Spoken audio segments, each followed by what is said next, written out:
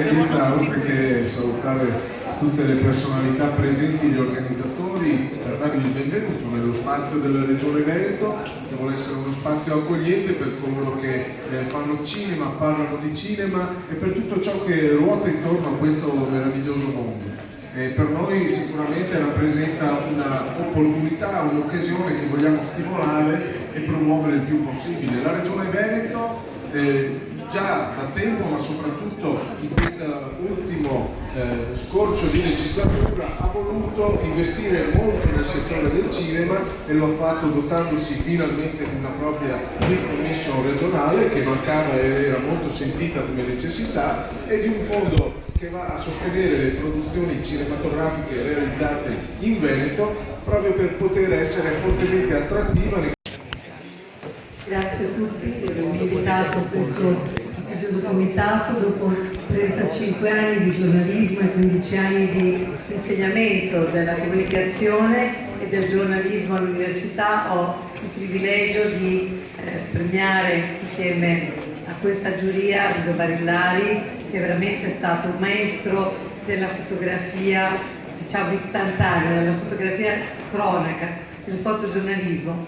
Ma vorrei non soltanto sottolineare la bravura di Guido Barillari nel lavoro, ma anche diciamo, il modo veramente speciale di raccontarsi in questo film. Ma vorrei parlare anche del Guido Barillari raccontato dal regista e dalla produzione, che ha scelto una formula assolutamente straordinaria di docufilm con tantissimi interventi autorevoli di personaggi importanti del cinema, ma anche della cronaca, anche della magistratura. Poi vedrete, non vi voglio togliere la sorpresa, ma abbiamo, diciamo, una narrazione divertente, spontanea di Guido Barillari, la narrazione colta dei protagonisti della cultura romana e non solo, di quelli che sono i fatti che Barillari fotografa, sono illustrati per chi non li avesse vissuti: il terrorismo, il rapimento Moro, la dolce vita di Via Veneto, sono raccontati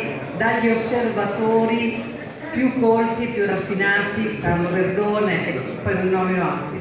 Passo la parola all'amico Nicola Santini, che è un giornalista attivissimo, un importante conoscitore del bon ton, ma soprattutto era amico di tanti protagonisti fotografati da Barillari. Grazie. Grazie per l'invito. A me capita veramente raramente di commuovermi davanti a uno schermo, e vedendo in questo asse Veneto via Veneto la storia di Guido Barillari raccontata in modo magistrale. Fantastico, a 2 passi dal Vaticano tradisci, non rispetti i 10 comandamenti, era favoloso. Oggi invece no, se non ti vede con una donna fate tutto. Si devono organizzare i matrimoni, che aspetta un figlio perché è impossibile aspettare, è tutto inventato. E ogni servizio che vedete oggi sono tutti settimanali, c'è pace.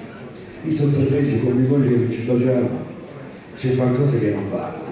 Sono dei servizi montati, invece ai tempi si beccava la sveglia perché si lavorava col flash di notte a 4 metri, 3 metri, mentre il personaggio si era inquieto, si era ubriaco, si era un po' particolare, e tu a 4 metri riuscivi a fare 3-4 foto di questo qui, un po' arrabbiato.